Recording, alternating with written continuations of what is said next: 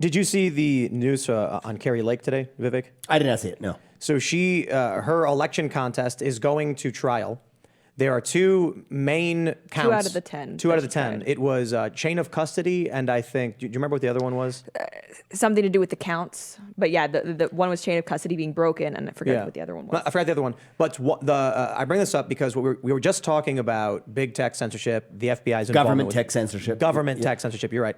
And one of the counts that Kari Lake brought forward that was dismissed was First Amendment. Because we saw that Democrats in Arizona, I believe it was Democrats, you got what? Yeah, illegal tabulator configurations. That's right. So I think what they argued was that individuals in government, I'll put it that way, had made contact with social media to suppress certain individuals, and that was a First Amendment violation, and thus intentional interference or misconduct in the election. The judge said, no, that count is dismissed.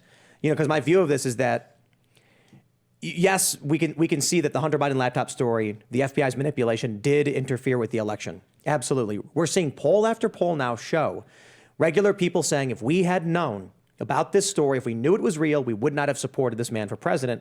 And it's substantial enough that some people are saying if this story wasn't suppressed, many people would have voted for Trump instead. We could have seen a different outcome in this election. With Kari Lake, the judge outright said, well, censorship, no idea. How do we calculate votes based on that?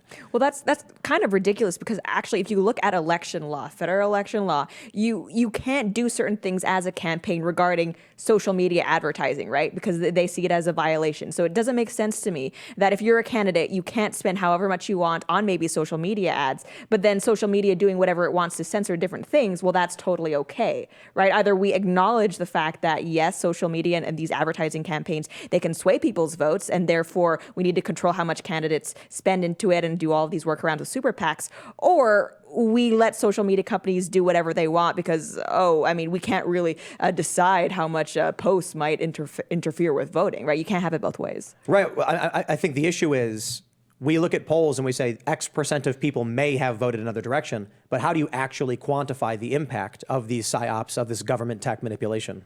Yeah, so look, I think that there's, 3 layers of legal issues. You actually raised a pretty interesting one. One are the constitutional issues. Okay, if you're going to work around using the First Amendment, guess what? The same instruments that you use, including companies, ought to be bound by the First Amendment. Talked about that already. Second is actually, I think there's a strong campaign finance case here. Right. There is no greater financial contribution that Twitter could have made to the Biden campaign than to have censored the most damning piece of information on the eve of the election. That is a constructive campaign contribution. Okay, so that's another legal layer of federal laws. Then there's the state laws of just old school, and people forget this one, consumer fraud. All right, you know what the definition of consumer fraud is? Telling consumers you are doing one thing, such as not censoring speech or shadow banning or whatever, when in fact you are doing the exact opposite thing. Like SBF, FTX, all that in the news. That's outside the political context, right? So let's talk about that. Telling customers that you're not commingling funds, when in fact you are commingling funds. That is definitional consumer fraud. That's not that different than what was happening on Twitter. Telling consumers actively, through public statements and otherwise, we're not engaged in viewpoint-based censorship, we're not engaged in shadow banning, when in fact you were engaged in viewpoint-based censorship and shadow banning, all of which is against the backdrop of, forget the legal issues. Is this the kind of society we want to be living in? Irrespective of whether or not it was legal, that there are centralized forces, both in government and in the deep corporate apparatus of the private sector, that are working hand in hand to suppress the will of the everyday citizen. The question you asked was, where's accountability, though? Mm-hmm. Okay, and I have a very clear view on this. These systems of accountability include the very same little 3-letter acronymous soup that's responsible and infested in the first place. It actually starts with who sits in the Oval Office the next cycle around, and by the way, equivalent for state governors across this country. We need a government where the people who report to the chief executive can be fired by that chief executive. This is why I'm shocked this is not at the top of a GOP agenda, reforming these civil service protection statutes that say if you work for somebody, you are eligible to be fired by that person.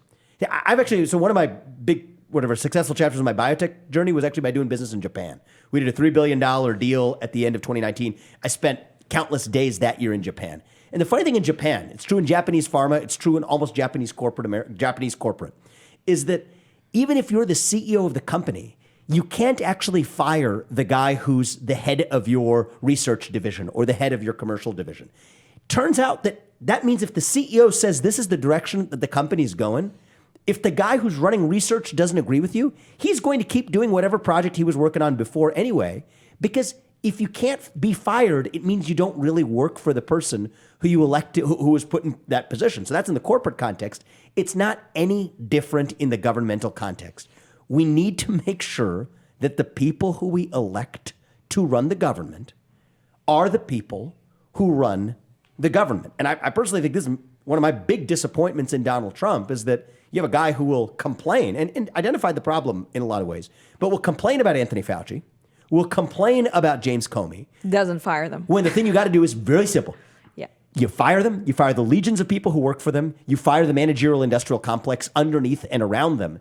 That is accountability, because otherwise any legal battle isn't going to sort this out. That is what draining the swamp looks like, and that's what it's going to take. Plus, And a lot of this. he should have done that, but I don't mean this to be a defense for him because he should have done it regardless. But anytime he would make these staff changes, the media would, of course, paint it as him trying to ensure that individuals pledged loyalty to Trump, that he was some kind of fascist dictator, when really I don't think it's too much to ask that if you work for a president, you should be on board with the president's agenda. But that was absolutely how the left was spinning things anytime Trump did make staff changes. But Then he just turns the media into fourth branch of government that he's reporting to. Yeah, you're right. He should have done Lauren, it anyway. they were saying that anyway, right? Yeah, Regardless I what he agree. did, they He were should have saying done he it was a everywhere. fascist anyway. So there was no reason for him to capitulate. I think he loved the media too much and tried to appease the media way too much, because a lot of these policy shifts, especially with the DHS, happened under his watch. It was also him that approved gain of function work in Wuhan, China before this whole entire debacle a few years ago. It was his administration that pushed a lot of this stuff that now we're dealing with that was turned against him. As he had users, he had people on his staff saying, hey, they're going to censor you. Hey, they're censoring all of your top supporters, all the people who got you elected, all the people who worked so hard on the internet, spreading memes, talking about you. They're all slowly being eviscerated, and that circle is coming closer and closer to you. He ignored it. Jared Kushner told him to shut up and to just play ball. He did, and then we're here. You want a good litmus test for any leader? He did do the executive order in regard to how Section 230 could be enforced, essentially saying that a platform would have to pick between being a platform and a publisher. I thought it was a very good executive order. It wasn't really changing the meat But that's of policy, and we can go into the meat of but policy. no one ended I'm up just talking challenging about- it in court, so it was useless. But I'm just talking about running. I'm just talking about running an organization, running a company. You run a company. I run a company. People have run countries. Whatever it is, there's a simple principle. If you run the organization, you decide who works there and who doesn't work there. Period. And a good litmus test of whether or not a leader is doing it. I don't care if it's the CEO of a big company. I don't care if it's the chief executive of a country. If you are complaining to the media about the people who work for you, that means that you have already failed. Because if you had to, as the leader of the free world, complain to third parties who write about you, that means you already didn't do your job because the people shouldn't have been there in the first place. I do think the civil service protections need to be repealed. I do think that actually, you know what, if you're president of the United States, you can't work for the federal government for more than 8 years. I'm not sure that the people who report to the president of the United Yes. States should be able to work for the federal government for 8 years. Actually, I'm sure they shouldn't. But even still, I don't think you need to wait for Congress. I think Article 2 of the Constitution says that those civil service protections are basically unconstitutional anyway. If you run the federal government, then doggone it, run the federal government. And whoever sits in that office next that is not Joe Biden, whoever that might be, I don't care if it's Democrat, Republican, Democrats should be every bit as bone chilled by what happened as Republicans. The same Democrats are upset with what James Comey did with what they see as tilting the scales back in 2016. This is not a Republican or Democrat issue. It is the fact that whoever we elect, it might not even be the guy I want. I don't care. I'd still rather the guy I didn't vote for be the guy who runs the government rather than actually have somebody else who runs the government who temporarily does what I want them to do when it was actually somebody who nobody elected. That is what accountability looks like, and I'm surprised not enough Republicans right now are even talking about that as a solution. It's probably going to be Biden and Fetterman with the way things are going. And let's be honest here. Next lump, 2024. They fortified the elections. I don't see Republicans winning, especially when it comes to ballot harvesting, especially when it comes to all the things that they have kind of enshrined themselves with. And I think the main reason Democrats aren't doing anything is because they're winning.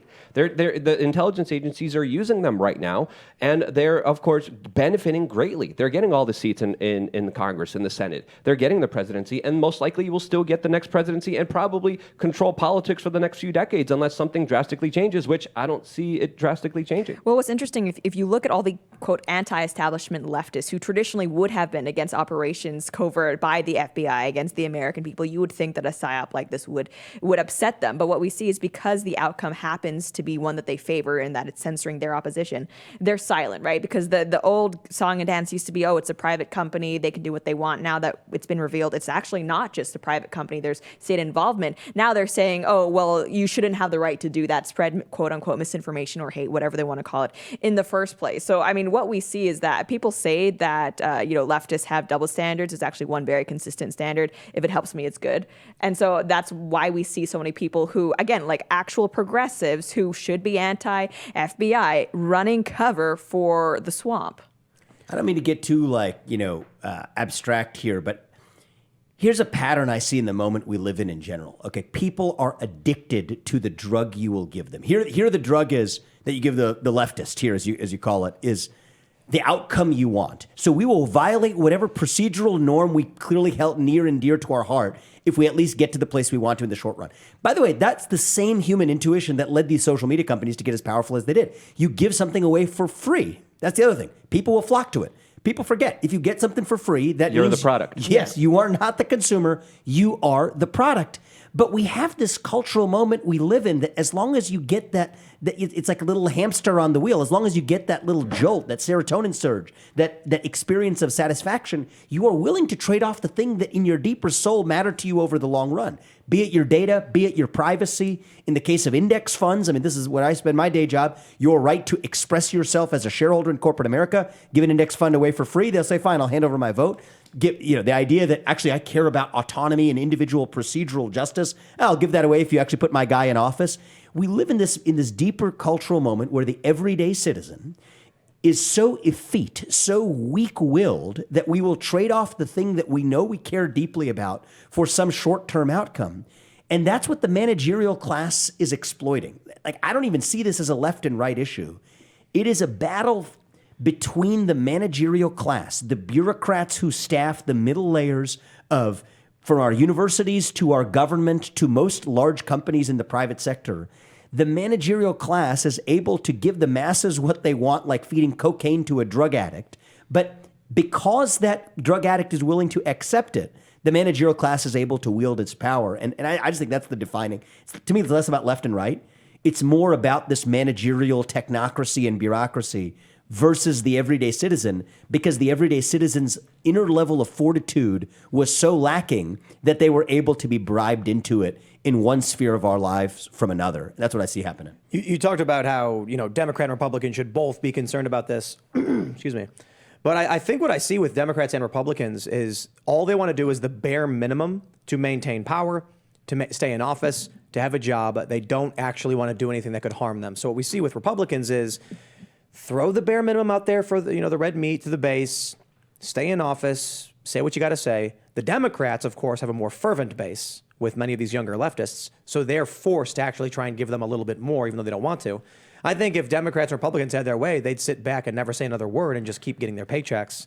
So long as you have on the left this, zeal and energy, then you're going to keep seeing Democrats more in line with this, or as Luke put it, the FBI is using the Democrats. They're winning. They're getting power. They're in line with it. And then you have some Republicans who are speaking up, but it's only some.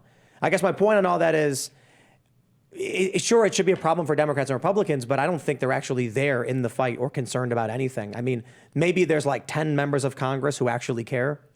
See, I've got a slightly different theory. There of the case. was I agree with everything you said. in the Twitter files leak, I think there actually was maybe one Democrat representative. That expressed concern about it. And I was actually kind of impressed about how many world leaders, including the likes of Angela Merkel, I think, expressed concerns for the freedom of speech. Of course, none of them said anything publicly because we can't seem to be siding publicly with Donald Trump in any way, even if it's just defending freedom of speech. But I was, I don't want to say pleasantly surprised, but it was like, oh, okay. There's that. Yeah, I mean, and that's part of the reason why even Bernie Sanders has been, actually, give this guy credit, about whatever, year and a half ago, was the first person on the left to say that he did not, and nobody dislikes Donald Trump more than Bernie Sanders based on what he said, but that he doesn't want a fourth branch of government in Silicon Valley deciding who does and doesn't get to speak to the American public. And so I think what you said is descriptively true, but I would, there's a lot of ways a lot of lenses you could bring to describe the same phenomenon. I bring a different lens, which is that it's not even the left wing and the right wing lens. I think what the left does better today is that they feed that generational hunger for a cause. Like I told you, all right, we have this vulnerability in an entire generation of Americans to latch on to what someone sells us. That's the cocaine for the drug addict. Well, one form of cocaine for the drug addict is religion for a drug addict who actually lacks religion in the first place. I mean, the things that used to fill the void of human purpose, right? You could debate what it is, right? Patriotism, faith, hard work, family, pick your favorite, fill in the blank. Whatever they are, they've disappeared in modern life. And I think what the left has done effectively is at least to feed that vacuum with pick your ism, wokeism, climateism, COVIDism, whatever the ism is, they've come up with modern secular religions that fill that void. And I think that the right, where the right is actually failing, is what you called the fervence. I think that was the word you used. Well, the right could tap into that fervence if we actually had an affirmative alternative that can fill that void of purpose and meaning.